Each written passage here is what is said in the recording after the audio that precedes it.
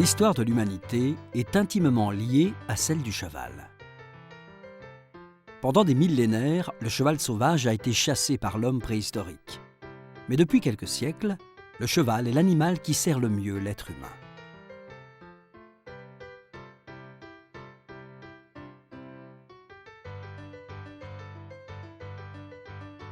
C'est l'instinct qui régit la plupart des habitudes du cheval. Ainsi, en étudiant la place qu'occupent les équidés dans la nature, on pourra comprendre comment et pourquoi ils agissent d'une certaine manière.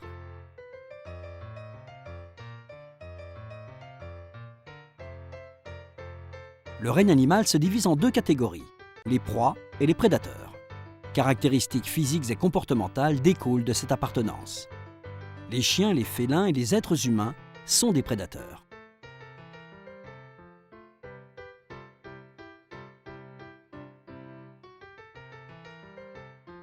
Les proies présentent des spécificités physiques et des comportements différents dès leur naissance. Leurs yeux se trouvent de chaque côté de la tête, afin qu'ils puissent capter les mouvements sans se retourner.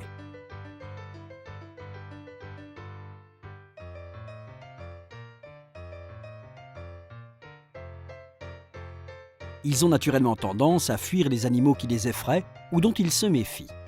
Le cheval appartient donc à la catégorie des proies. Les proies ont un grand champ visuel latéral, mais peinent à voir ce qui est devant eux. En général, leur vision est bonne à courte et longue distance, mais pas à moyenne distance. Contrairement aux prédateurs, les proies ont une importante capacité d'apprentissage dès la naissance.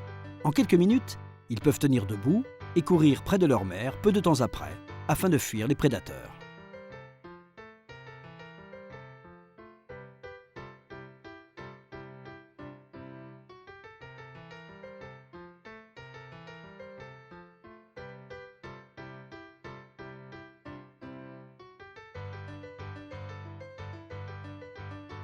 Le groupe offre une protection non négligeable. Plus le troupeau compte d'individus, meilleures sont les chances de survivre aux attaques.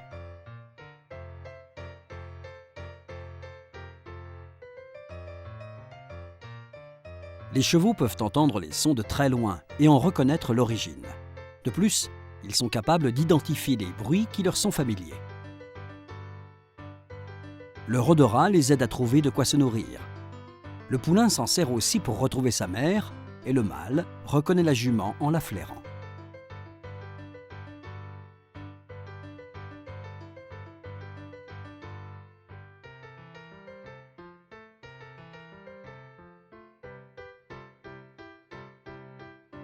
Le cheval est de nature curieuse. Voyez notamment comme il accourt à la porte de son box quand quelqu'un s'approche ou quand il entend un bruit. L'homme a modifié les conditions de vie de nombreux animaux, surtout celles des proies, en ce qu'elles possèdent une grande capacité d'apprentissage. Mais le cheval peut être très changeant.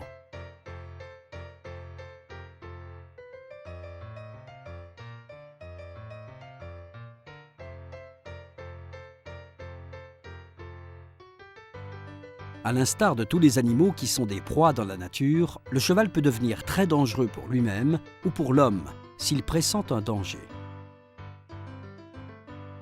Les équidés se fient à leur instinct, ce qui conditionne leur comportement. En d'autres termes, le cheval réagit de manière similaire à des stimuli identiques. Maltraiter un cheval, le frapper, le secouer ou s'adresser à lui violemment ne feront que réveiller son instinct de fuite, de la même façon qu'il fuirait un prédateur s'il était en liberté.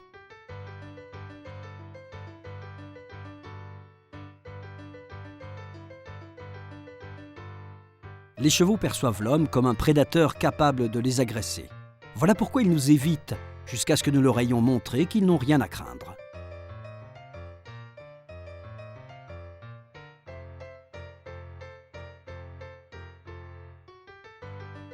Quand un cheval est seul, loin de son troupeau, il accepte et assimile plus vite le savoir que l'homme lui inculque, si bien sûr cet apprentissage se fait de façon non agressive. L'homme s'apparentera ainsi, de par sa supériorité, au meneur du troupeau.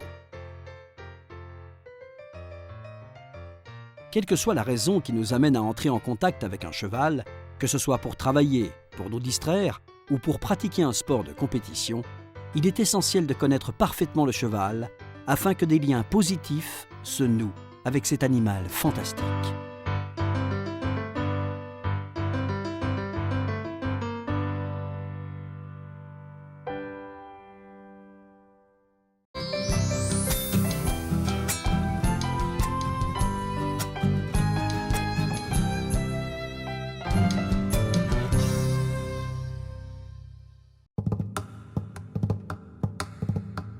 Le pelage, aussi appelé robe, désigne la couleur des poils de l'animal. C'est la façon la plus basique de différencier les chevaux à première vue. La couleur de la robe est définie en fonction de la couleur du corps, du poil et des extrémités.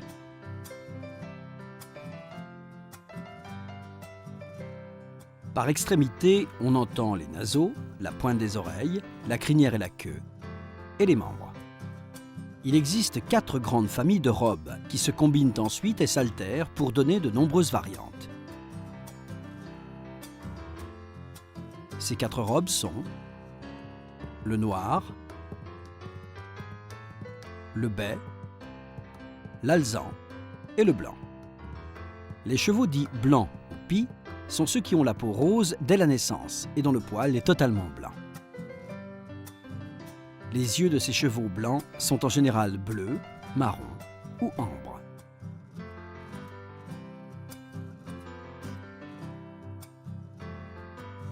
Il a été prouvé que de façon générale, le cheval au poil blanc a un gène dominant par rapport aux autres. Les poils blancs se manifestent de plusieurs façons dans les pelages des différents chevaux. Quand la peau sous le pelage est rose, on peut trouver des poils blancs sur la tête, sur les extrémités, ainsi que des taches blanches ailleurs. On peut aussi trouver des poils blancs un peu partout sur le corps du cheval, signe d'un vieillissement précoce. Comme l'être humain, le cheval a de plus en plus de poils blancs en vieillissant. Enfin, des poils blancs peuvent se mélanger à la couleur originale et permanente de la robe. Dans ce cas, il ne s'agit pas de poils blancs de vieillissement et leur nombre n'augmentera pas au fil du temps. Quand les chevaux ont une couleur de robe qui n'est pas blanche, mais qu'ils présentent des taches blanches plus ou moins définies et plus ou moins grandes, on les appelle notamment tachetés, balzans ou pie overo.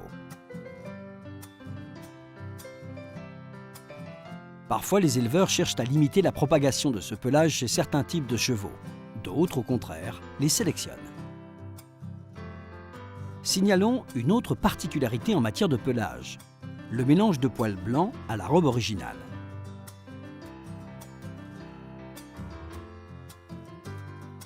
En fonction du nombre de poils blancs présents dans le mélange, le pelage aura des tons différents. Ce phénomène est appelé rouan ou rouannage. Chez certains chevaux, le nombre de poils blancs est tellement élevé que la robe peut sembler complètement blanche. Dans ce cas, il convient d'observer la tête, la queue et les extrémités, car elles conservent en général la couleur d'origine du pelage et présentent peu d'altérations dues aux poils blancs.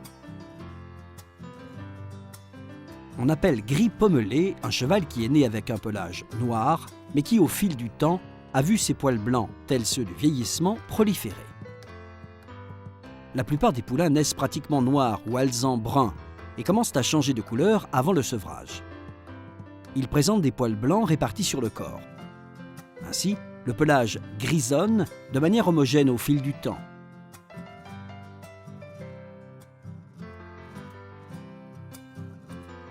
C'est donc toute la robe qui finit par se transformer à mesure que le temps passe et le blanc prend le dessus.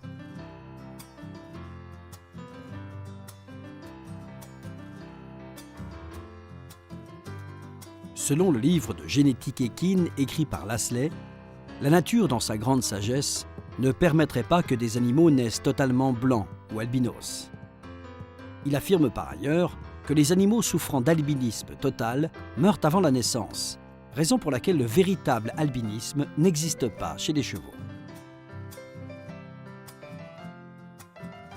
Si l'on part de ce postulat, le fait de rechercher des pelages blancs via la sélection pourrait entraîner une baisse des naissances. Après avoir passé en revue toutes ces caractéristiques, ses particularités et les variantes de pelage blanc, un éleveur pourra donc sélectionner les individus reproducteurs qui répondent le mieux à son objectif.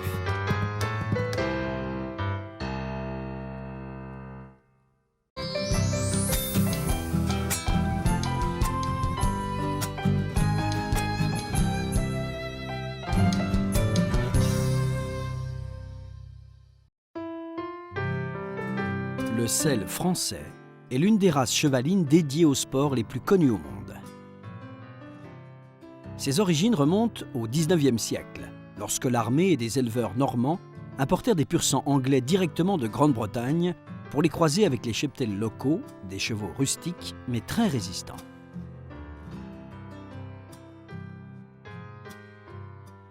De ce croisement sont nées deux lignes très différentes. Le trotteur français, un cheval d'attelage, et l'anglo-normand qui sera par la suite à l'origine de l'actuel Selle français.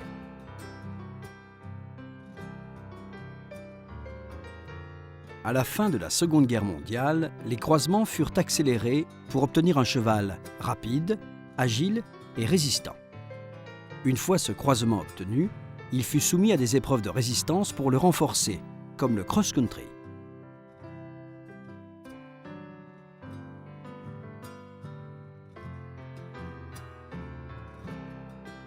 La principale caractéristique de ces chevaux à sang chaud est leur grand panache et une prédisposition toute particulière pour le saut. Leur agilité et leur souplesse leur permettent d'effectuer de longues foulées.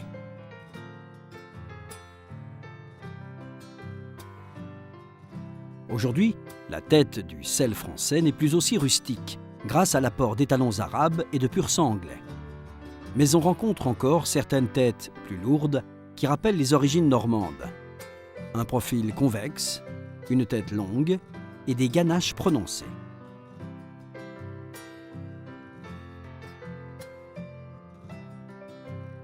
L'encolure est prononcée en plus d'être longue et élégante.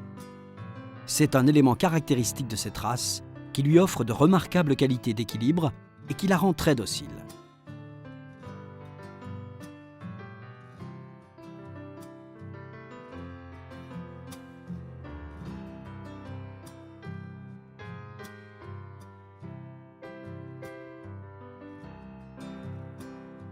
Les postérieurs sont larges, bien proportionnés et adaptés à la compétition, car avec une croupe légèrement oblique, ils permettent de pousser même sous la masse pour effectuer tout type de saut.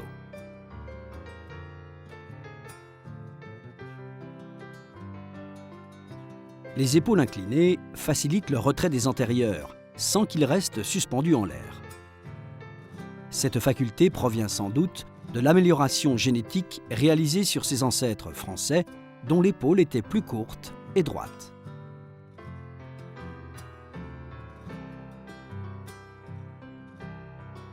Pour cette raison, son thorax ample et profond peut aujourd'hui surprendre. Il accueille de larges poumons capables d'oxygéner un cœur lui aussi plus exigeant. Toutes les robes sont admises pour le Selle français, mais les plus courantes sont l'alezan, le bai et le gris. La taille idéale va de 1,55 m chez les juments à 1,70 m chez les mâles. L'ossature du Selle français est vraiment très solide et elle rappelle la puissance de ses ancêtres. Cependant, les tibias et les canons sont courts, ce qui maintient le centre de gravité assez bas. Les articulations sont sèches, ainsi que les tendons, ce qui donne un meilleur aspect au cheval. Lorsqu'ils sont en mouvement, les chevaux de Selle français s'étirent. L'amplitude de leur foulée, la stabilité de leur battue d'appel, alliée à leur puissance et à la coordination de leurs membres, donnent l'impression qu'ils sont prêts à s'envoler. Aujourd'hui, grâce aux techniques de reproduction assistée, le Selle français est présent dans le monde entier. Les accords internationaux entre les éleveurs qui se trouvent hors des frontières françaises sont souvent signés par des représentants mondiaux de la race. Puis, Ce sont des inspecteurs qui accordent le label de sel français aux poulains qui naissent partout dans le monde chaque année.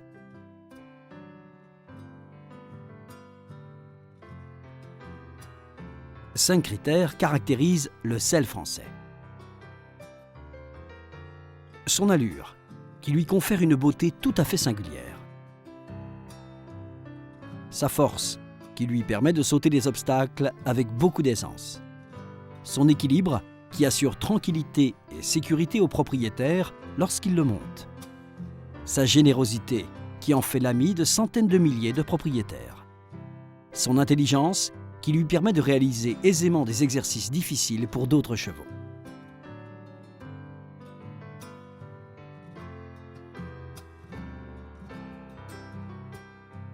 La sélection actuelle classe et adapte les exigences de difficulté pour les poulains dès les premières compétitions. Ils se soumettent vers l'âge de 6 ans à un dernier examen qui va les éliminer définitivement des registres ou les y maintenir. Ainsi, année après année, on évalue les chevaux de sel français au concours de Fontainebleau pour les finales de saut, de Pompadour pour le concours complet, de Saumur pour le dressage et d'Uzès pour l'endurance.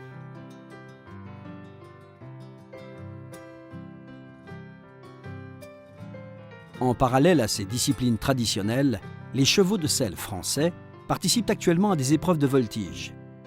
Il faut rappeler cependant que ce cheval est le compagnon idéal pour des moments de détente.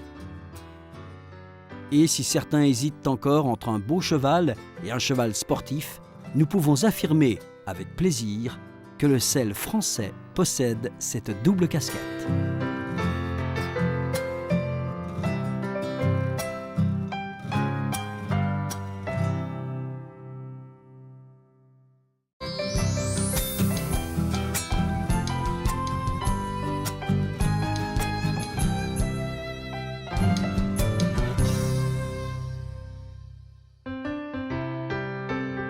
Pour certains, le polo est un passe-temps réservé aux nantis. Mais en réalité, ce sport très spectaculaire et riche en émotions attire chaque jour de plus en plus de passionnés à travers le monde. Un terrain de polo doit mesurer entre 230 et 275 mètres de long. La largeur doit mesurer entre 160 et 180 mètres si le terrain est ouvert et entre 130 et 146 mètres s'il est bordé de planches. En outre, le terrain doit comporter une zone de décélération d'environ 10 mètres de large de chaque côté et d'environ 30 mètres derrière les lignes de fond par mesure de sécurité.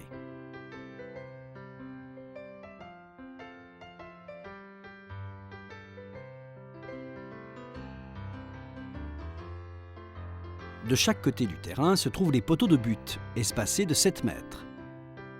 Ils doivent être hauts d'au moins 3 mètres et protéger les joueurs d'éventuels chocs durant la partie.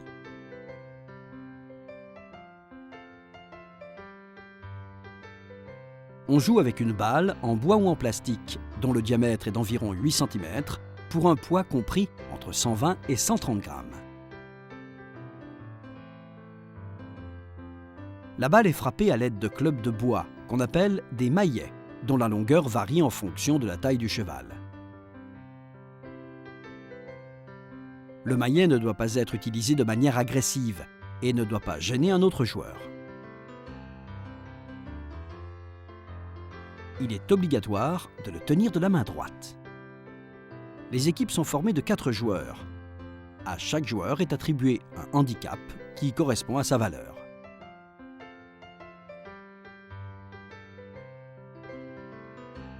La somme des handicaps de chacun des joueurs donne le handicap de l'équipe. L'équipe dont le handicap est le plus faible aura un avantage égal à son handicap. Pour des raisons de sécurité, les cavaliers doivent porter un casque et des genouillères. Pour les chevaux généralement montés avec un filet releveur, la martingale est obligatoire. Les éperons pointus ou à molette sont interdits. Chaque équipe doit avoir son propre maillot. Le comité d'organisation peut décider d'un changement de maillot dans le cas où les couleurs des 2 équipes sont trop proches.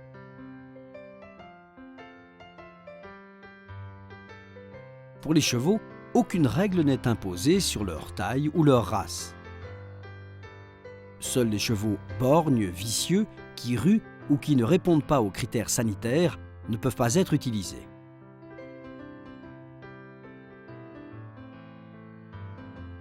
Les matchs sont dirigés par 1 ou 2 arbitres à cheval. Lorsqu'il y a 2 arbitres, on désigne un référé qui se tient en dehors du terrain. Si les 2 arbitres ne sont pas d'accord, la décision définitive revient au référé. La mission des arbitres est délicate, car le polo est un sport très rapide. Chaque match est divisé en 8 périodes, appelées aussi chukas. Une période dure 7 minutes et 3 minutes séparent chacune des périodes. La fin d'une période est annoncée par une cloche, mais elle se termine seulement lorsque la balle sort de l'aire de jeu. C'est seulement dans la dernière période que la cloche annonce l'arrêt immédiat du match. Un but est marqué lorsque la balle passe complètement entre les poteaux ou leur prolongement. Si une balle se casse, on prend en compte le plus gros morceau de celle-ci. Les juges de but se trouvent près des poteaux et signalent un but en agitant leur drapeau. Lorsqu'une balle sort du terrain, c'est l'arbitre qui la remet en jeu en la lançant à terre entre les joueurs qui s'alignent pour la recevoir. Aucun joueur n'a le droit de croiser la ligne de balle d'un autre joueur, c'est-à-dire la ligne visible ou virtuelle produite par la trajectoire de la balle. Tout comportement dangereux, un marquage trop brutal par exemple, est sanctionné par une pénalité. L'importance de la pénalité dépend de la gravité de la faute. La plupart du temps, on cherche à accrocher l'adversaire qui a la balle pour la lui prendre, et pouvoir ainsi la frapper dans une direction utile à sa propre équipe. Aucun joueur n'a le droit de punir son cheval. Les jambes des chevaux sont normalement protégées par des bandes de polo. Pendant le match, la queue doit être attachée ou tressée afin de ne pas gêner les mouvements du maillet. Le polo se joue avec une selle anglaise, presque plate, dont le pommeau et le trousquin sont très bas pour permettre aux joueurs de se déplacer facilement en avant et en arrière. La vie du joueur de polo n'est pas facile, car il doit maintenir ses chevaux en parfaite condition physique. La concentration, la vitesse et l'adresse exigée par le jeu, ainsi que la dextérité pour frapper la balle, font de ce sport un perpétuel défi.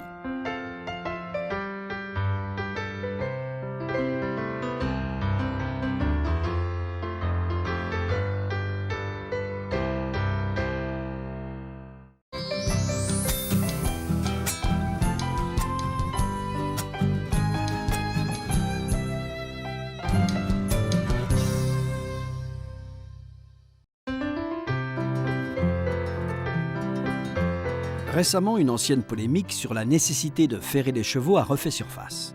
S'en est suivi un débat sur les effets positifs ou néfastes de la ferrure traditionnelle ou du barefoot, autrement dit, le cheval pieds nus.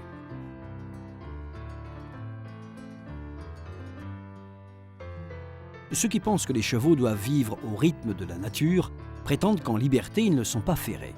D'autres soutiennent même que les fers sont nuisibles et constituent la principale cause de boiterie.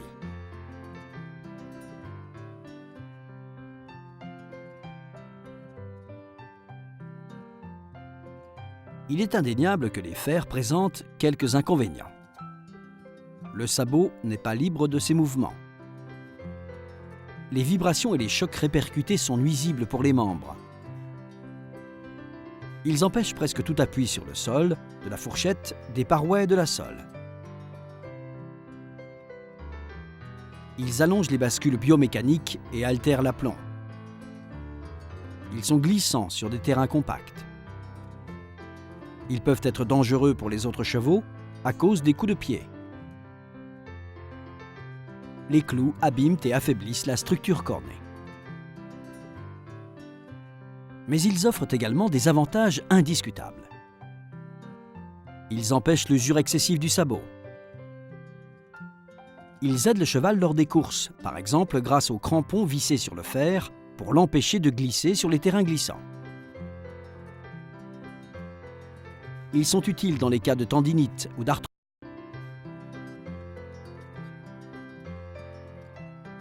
Ils corrigent les défauts de conformation chez les poulains et rectifient plus tard leur aplomb et leur structure. Ils servent à traiter la fourbure, la pourriture de la fourchette et la fourmilière.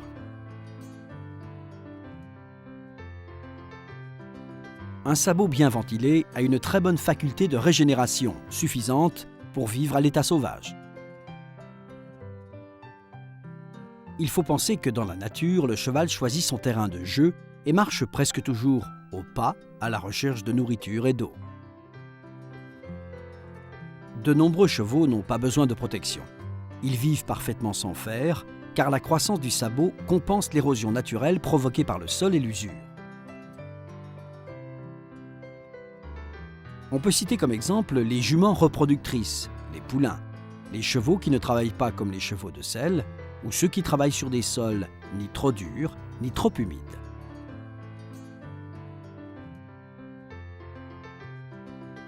Les chevaux qui travaillent sur des terrains adaptés ou qui broutent des prés meubles peuvent tout à fait être pieds nus, car ils n'ont absolument pas besoin de fer.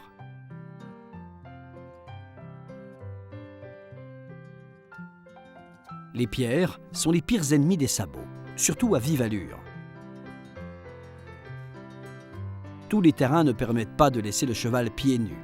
Ce n'est pas conseillé pour des chevaux soumis à des efforts importants ou à une activité sportive qui entraîne une usure importante du sabot, comme l'endurance par exemple.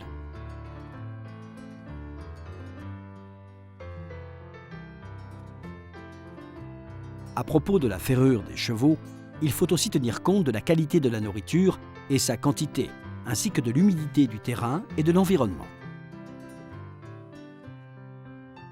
Lorsqu'ils sont secs, les sabots sont plus résistants, même s'ils sont moins souples. Si l'on songe à déferrer son cheval, il ne faut pas oublier que certains chevaux ont besoin d'un temps d'adaptation pour vivre pieds nus. Pour cette opération, plusieurs conditions doivent être réunies. Des sabots en bon état, un terrain adapté, un parage efficace qui ne sollicite pratiquement pas les sols.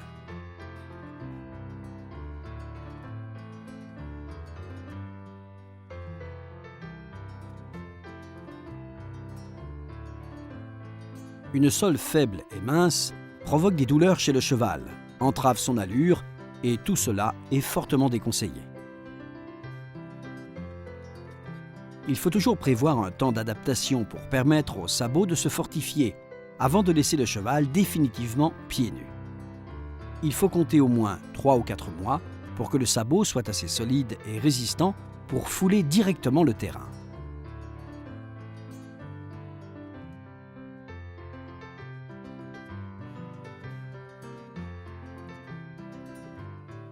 On peut aussi déferrer les chevaux qui doivent observer un repos forcé d'au moins 3 mois.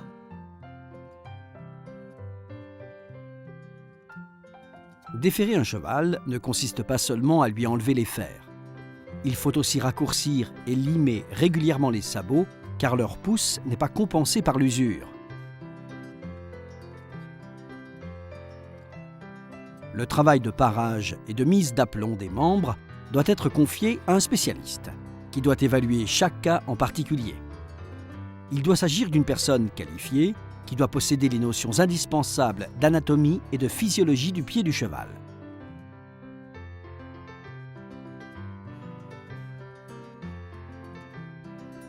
Les propriétaires ne doivent pas se substituer aux spécialistes. Il est utile en revanche de bien s'informer pour faciliter le dialogue à propos des besoins et des soins nécessaires.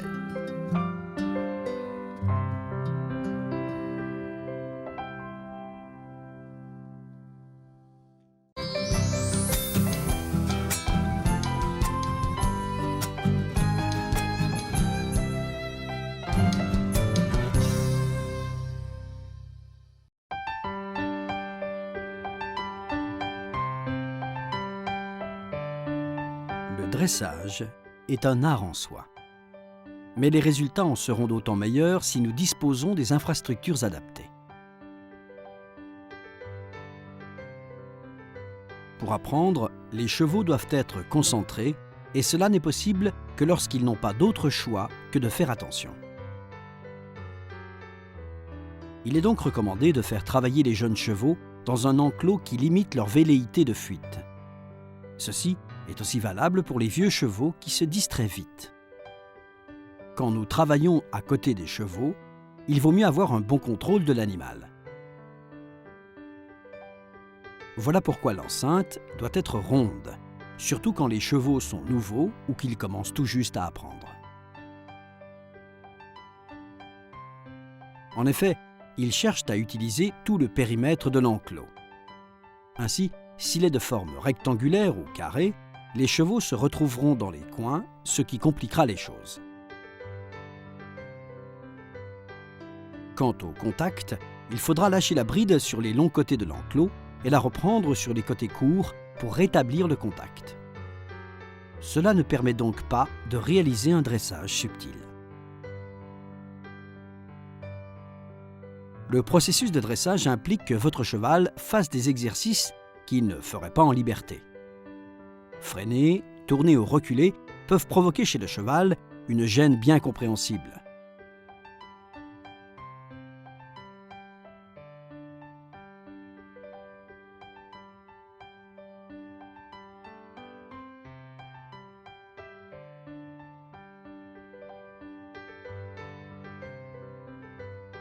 Pour l'obliger à avancer sans freiner quand nous entrons en contact avec lui, on peut le lancer avec une cravache.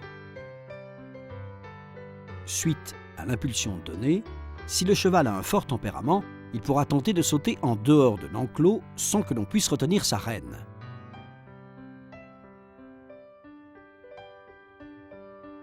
Cette situation sera évitée si les barrières sont suffisamment hautes.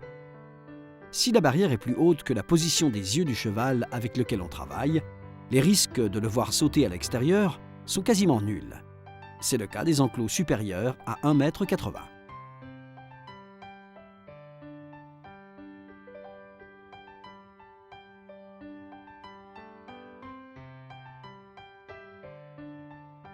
Si vous construisez une palissade, les poteaux verticaux doivent être inclinés vers l'avant.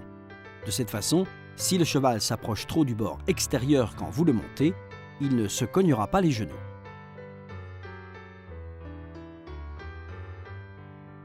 L'idéal serait de construire un enclos totalement fermé pour que le cheval ne puisse regarder à l'extérieur. Bien sûr, cette construction revient plus cher, vu la quantité de bois supplémentaire. Si votre budget est trop limité pour cela, essayez au moins de fermer la partie inférieure de l'enclos jusqu'à environ 70 cm.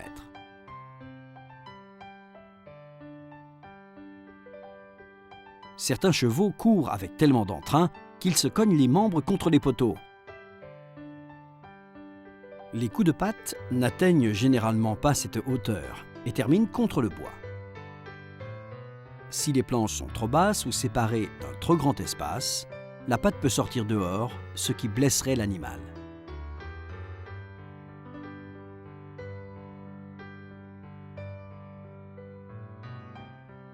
Si vos moyens sont limités, optez pour un enclos avec des poteaux métalliques, dont les bords ne sont pas coupants. Si vous habitez dans une zone boisée, des bouts de bois ou des bâtons placés horizontalement sont une option économique et fiable. Quand l'enclos ne dépasse pas le 1,40 m, il est nécessaire de faire travailler les chevaux avec patience et douceur pour qu'ils ne sautent pas par-dessus. Quant au dressage de nouveaux chevaux, il vaut mieux commencer dans un enclos de 7 ou 8 mètres de rayon. C'est dans les petits enclos que l'on maîtrise mieux les chevaux, car ils ne peuvent pas s'élancer à grande vitesse. Si vous placez un poteau au milieu, il vous permettra de les attacher, de les sceller ou de leur apprendre à changer de sens en travaillant avec une corde.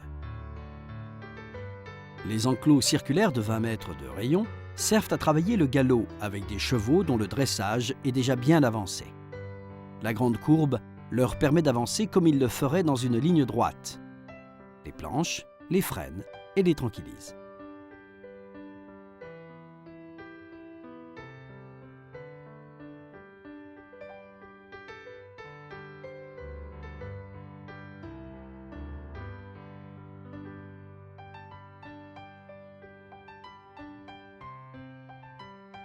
En général, le sol des enclos est constitué de sable fin provenant du lit des fleuves.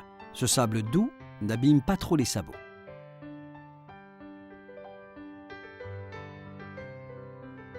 Pour la sécurité du cheval, il est important de vérifier qu'aucun objet ne se trouve à l'intérieur de l'enclos. Si vous avez utilisé des clous ou des écrous, ils doivent être bien dissimulés. De nombreuses personnes estiment ne pas avoir besoin d'enclos. C'est tout à leur honneur. Mais personne ne peut nier que grâce à l'enclos, le dressage devient moins risqué et beaucoup plus facile.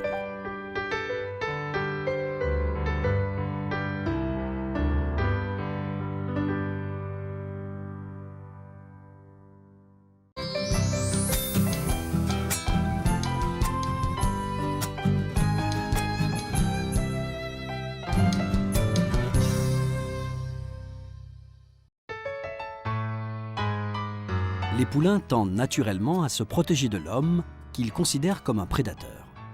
Il est donc recommandé que le poulain s'habitue à l'homme le plus vite possible.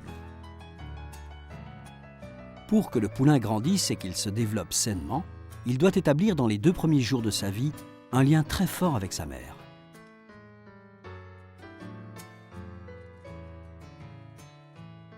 En ce sens, il est nécessaire de ne pas gêner la jument et de lui permettre de se reposer autant qu'elle veut après la mise bas et tous les efforts consentis. Le poulain sera prêt à être apprivoisé quand il tétera suffisamment de lait. Ce lait de bonne qualité lui donnera la force de se mouvoir et de réagir face aux difficultés.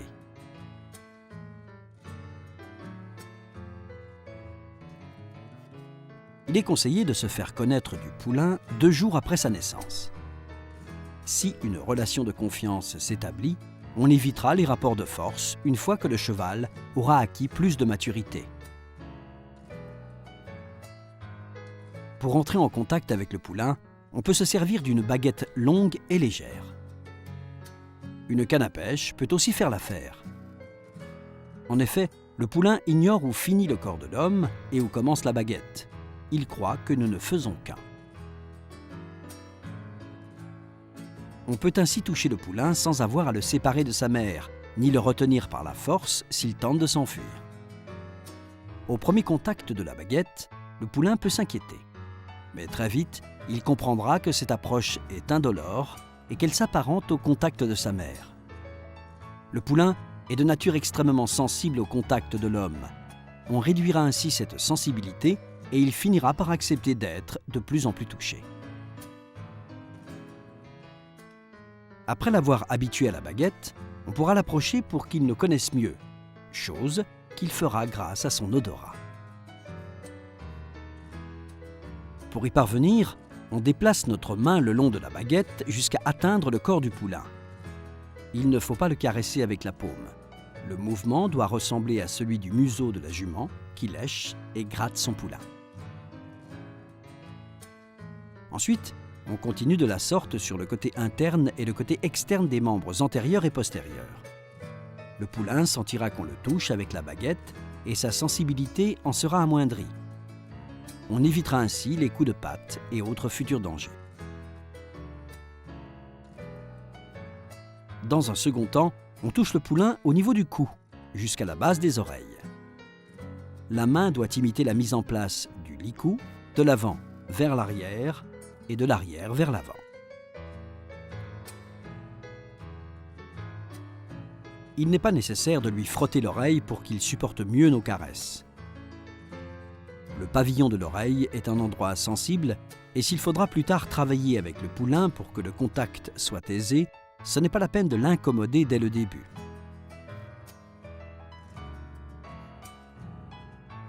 Après lui avoir effleuré les oreilles, on passe à la tête. La prochaine étape consistera à lui poser le licou pour commencer à le contrôler et à le diriger. Nos gestes doivent rester lents et doux. On peut le toucher sous la tête, c'est une zone peu sensible, moins sujette aux chatouilles. On pourra alors lui mettre le licou. Voici un geste utile. On place un doigt sous la ganache à hauteur du menton. et on pousse doucement la tête de l'animal vers le haut. Tout en maintenant la pression, on observe que le poulain repose le poids de sa tête sur le doigt et commence à fermer les yeux.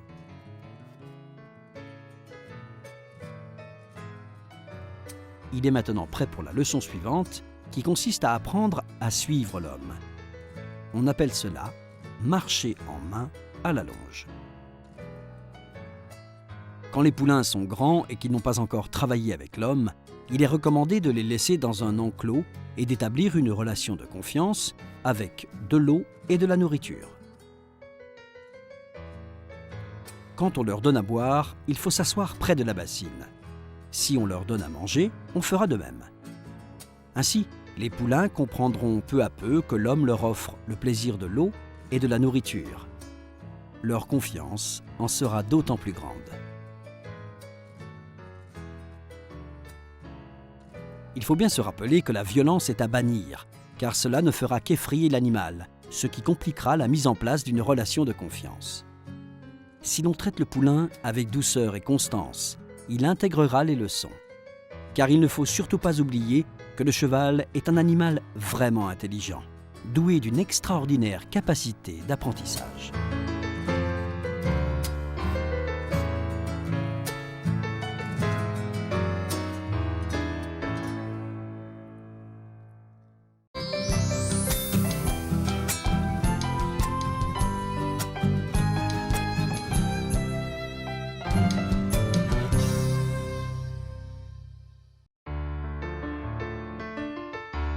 Si les chevaux pouvaient parler, ils nous raconteraient leurs tourments.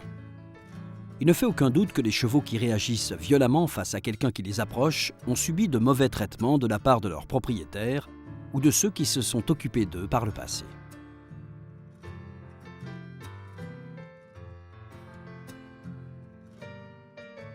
Les codes du comportement animal montrent qu'un cheval réagira toujours face à ce qui lui fait peur, le blesse ou le gêne. S'il décide de s'arc-bouter ou qu'il cherche à rompre le licou ou la rêne qui le maintient attaché à un poteau, et ce, malgré la douleur que lui cause cette action, cela signifie que le fait d'être attaché lui rappelle de mauvais souvenirs, plus douloureux encore que de tenter de s'échapper.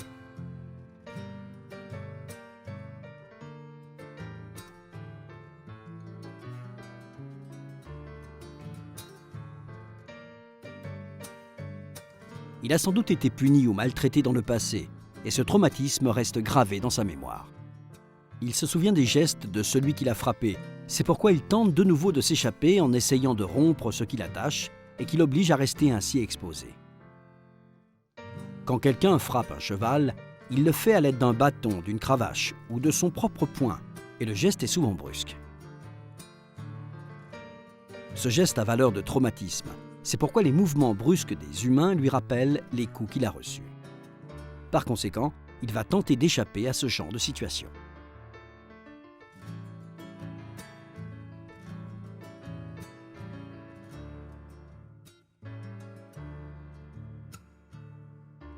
Le cheval n'est pas une moto qu'on enfourche sans prévenir. C'est un être vivant, dont les sens sont constamment éveillés. Il regarde, écoute et sent ce qui se passe autour de lui.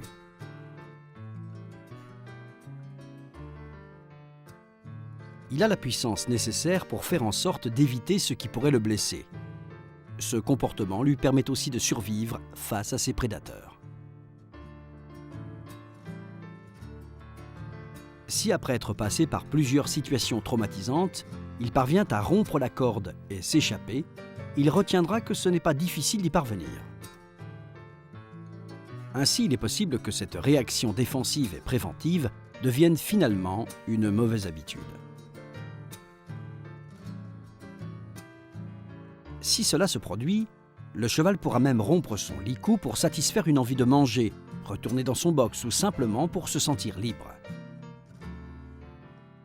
La première chose à faire lorsque l'on s'approche d'un cheval qui a peur de nous, pour quelque raison que ce soit, est de changer notre attitude envers lui. Si nos gestes sont brusques, ses réactions le seront tout autant. Si nos déplacements sont doux, lui-même sera calme.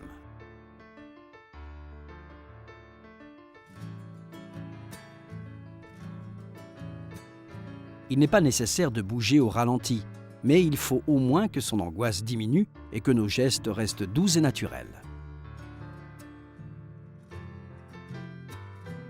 De plus, il est recommandé de se tenir devant le cheval pour que celui-ci anticipe nos mouvements et ne soit pas surpris. On se place donc devant lui et on avance. Si on voit que le cheval doute, il faut s'arrêter et attendre qu'il nous montre, avec son corps et ses oreilles, qu'il n'est plus tendu. On avance de nouveau, avec les mains et les bras abaissés, lentement. On s'arrête encore si cela nous semble utile. Lorsque l'on est assez près du cheval, on peut le toucher et l'attacher. Souvenons-nous que les chevaux ne voient pas en dessous de leur visage. Il faut donc garder les mains dans cette zone. Il ne faut jamais lever la main devant lui, ni au-dessus du front. Il faut se souvenir que ce geste peut être de mauvais augure pour le cheval.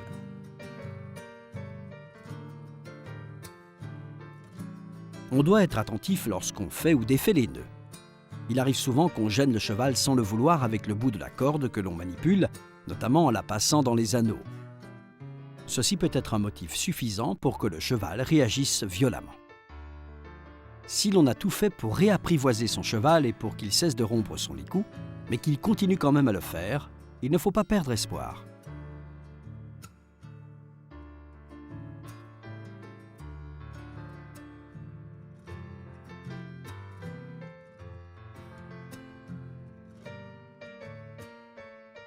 Dans ce cas, on prend une corde que l'on passe à l'intérieur d'un tube de plastique, au bout duquel on attache un poids de 60 kg.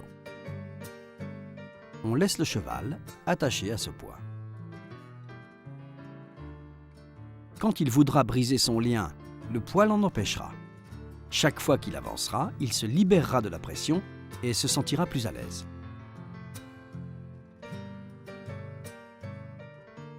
Assez rapidement, on peut observer que le cheval reste attaché sans tout briser, car il a appris qu'il vaut mieux céder plutôt que de tirer. Il est évident que ces mauvais souvenirs le hanteront toujours, mais nos efforts lui auront prouvé qu'il existe une alternative moins traumatisante et qu'il peut rester attaché en toute quiétude.